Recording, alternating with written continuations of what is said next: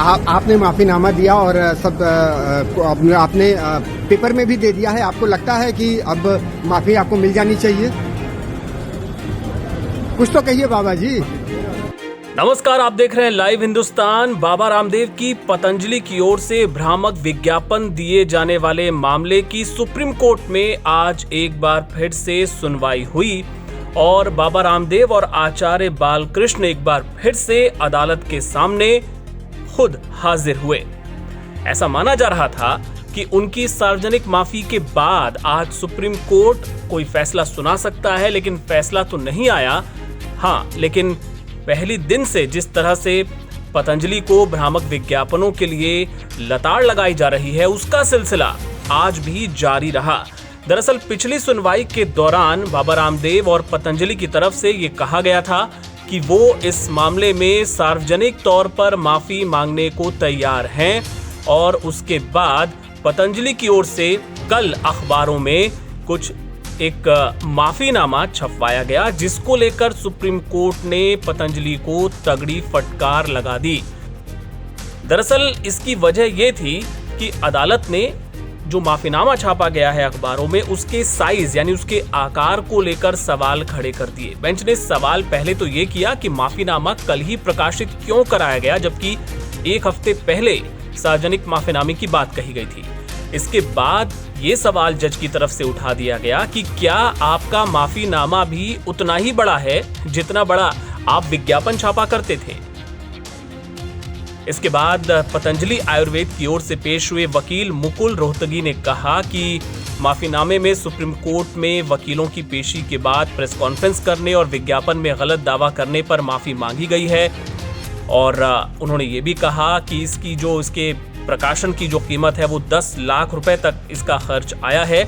लेकिन जज साहब इस दलील से संतुष्ट नहीं हुए और उन्होंने तो यहाँ तक कह दिया कि आप ये जो फोटोकॉपी करके लाए हैं ना, इससे काम नहीं चलने वाला है।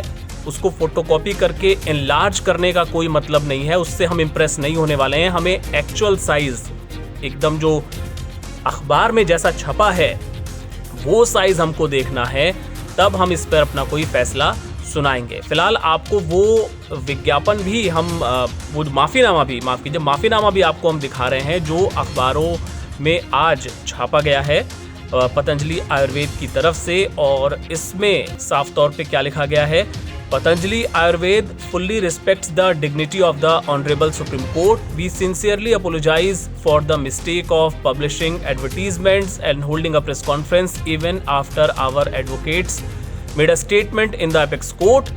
We are committed to not let such a mistake be repeated even in the future.